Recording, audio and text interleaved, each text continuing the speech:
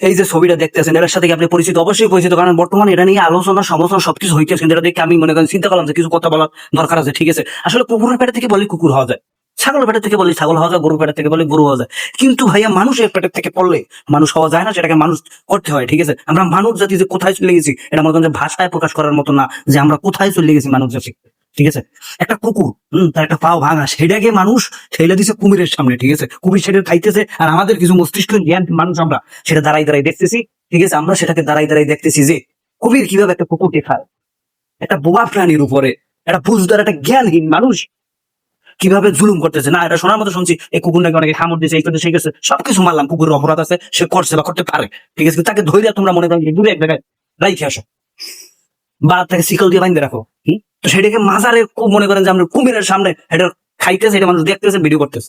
এইটা দ্বারা ভাই, এই বিষয়টা দ্বারা আমার কোনোভাবে বোঝার বাকি নাই যে আমরা শের জবানায় আছি, এবং কি দার্জাল যখন আসবে, আমি জানি না কতটা বলাটা কতটুকু যুক্তি অযুক্তি হবে, আমি জানি এটা আমার মতামত, কারো থেকে নেওয়া না। দার্জাল আসলে যে মানুষ মনে করেন যে মানুষ তার অনুসরণ করবে, এটা 100% আমি বিশ্বাস করি, আগেও করছি, যে এখন প্রমাণ হইতে যাচ্ছে যে কোনো দার্জালের এই জিনিসটা তো একসাথে হবে না। মানে একবার হঠাৎ করে দার্জাল আমরা সবাই তাকে অনুসরণ করবো, বা মানুষ আস্তাগফিরুল্লাহ মাফ করুক, ঠিক আছে, মানুষটাকে অনুসরণ করবো। এটা আস্তে আস্তে ধাপে ধাপে হইতে আছে নাকি, এটা ধাপে ধাপে হইতে আছে।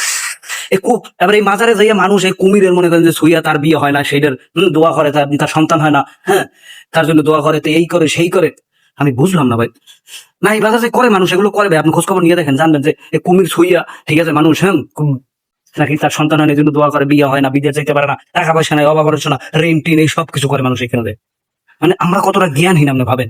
একটা কুকুর কুমিরের সঙ্গে খাইতেছে, একটা জ্যান্ত কুকুর, মরে না ভাই, জ্যান্ত কুকুর খাইতেছে, এটা মানুষ কিছু মানুষ আবার বলদ মার্কা মানুষ কিছু এরা দাঁড়াই দাঁড়িয়ে দেখে আবার ভিডিও করে।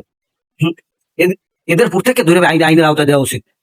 না, একটা কুকুরের অপরাধ আছে, আমি মানি যে কুকুরের সম্পূর্ণরূপে অপরাধ আছে, সুতরাং সেটি শিকল দিয়ে বাইন্ধে রাখ, না তোর দূরে গিয়ে কুমিরের খাবার কেন? মাজারে কি টাকার অবস্থা? মাজারে অনেক টাকা আসে ভাই, অনেক টাকা আসে।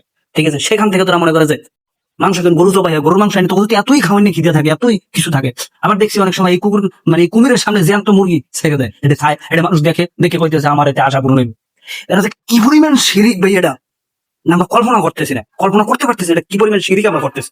আল্লাহ আমাদের সবাইকে বুঝদান করুক, হেদায়েত দেব। আর এই বিষয়টা নিয়ে সম্পূর্ণরূপে নিন্দা জানাই। ঠিক আছে, আইন অনুসারে তাদের যে শাস্তি এটা দেওয়া হয়, যে একটা পশুর উপরে কেন এরকম জুলুম, কেন অত্যাচার করা হইবে, এটা জ্যান্ত কুকুরকে খাইয়ে ভালো ভাই, মরা হইলে সেটা মানা যায়। এটা জ্যান্ত কুকুরকে কুমির খাইতেছে, এটা মানুষ দেখে উপভোগ করতেছে। তো আপনারা আমার যখন কোনো বিভেদ হবে, ঠিক আছে, তখন মানুষ এটা দেখে উপভোগ করবে, ভিডিও করবে। এটা হলো বাস্তব, এটা হলো বাস্তব দুনিয়া। ঠিক আছে।